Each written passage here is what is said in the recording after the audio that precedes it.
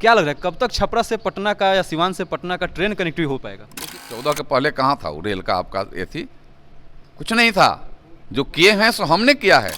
यहाँ तो रेल मंत्री भी रहे, क्यों नहीं कर दिए थे? करना चाहिए ना, उसको चालू करना चाहिए।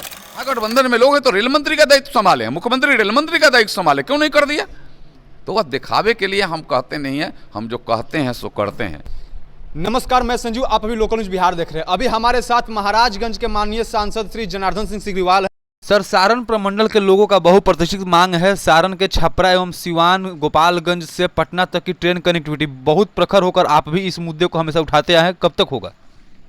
कि बहुत जल्द यह सब कनेक्टिविटी होगा। मैं आपको यह बता दूं कि जो जेपी सेतु है, जो जेपी सेतु अभी बनकर के तैयार है, तो वह भी इस देश के यशस्वी प्रधानमंत्री नरेंद्र मोदी का देन है।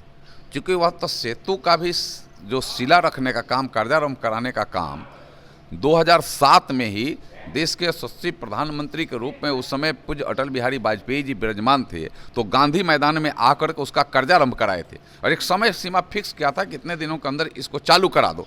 क्योंकि बिहार के जोड़ने के लिए, उसके कनेक्टिविटी सुगम करने के लिए सबसे बड़ा मार्ग यह साबित होगा।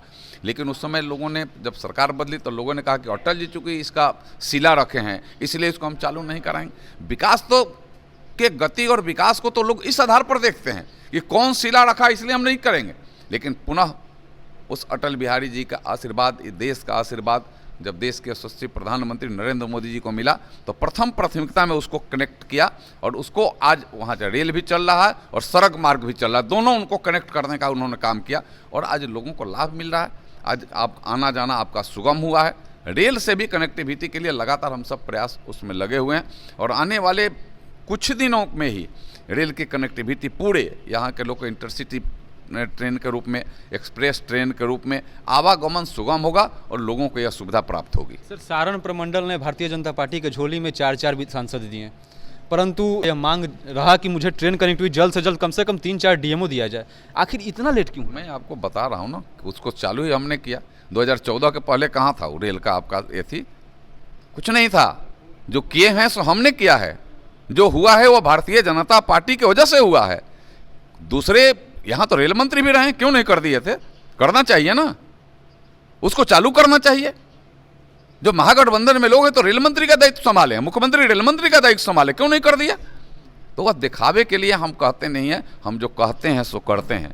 हम सबका साथ और सबके विकास के मंत्र पर चलने वाले लोग हैं और उस दृष्टि से हम सोचते भी है और करते भी। जिसका जीता जागता उदाहरण हमने कहा कि यह पुल आपके सामने खड़ा है, रेल यातायात से लेकर के सड़क मार्ग तक, और जो ट्रेनों की सुविधा, जो हमने पुल बना दिया, तभी ट्रेन की बात आप कर रहे हैं ना।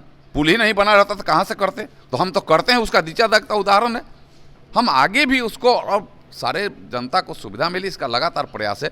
आपको पता है ये कोरोना रूपी इतने महामारी जो आई, वह किस तरीक़ा से आगोश में अपने इस सारी व्यवस्था को लिया। सारे ट्रेनों को बंद करना पड़ा था, खाली मालगाड़ियाँ और स्पेशल ट्रेनें चलाई जा रही थी उस समय। इसलिए वह जो मार पड़ा है, उस मार से उबरते उबरते थोड़ा विलम्ब भले हुआ है, लेकिन हम इस सुविधा देने के लिए हम तत्पर हैं, जागरूक हैं और पूरे सारण कमिश्नरी वासियों को यह सुविधा, रेल के यातायात की सुविधा, पटना से कनेक्टिविटी की सुविधा जरूर मिलेगी और अच्छी मिलेगी।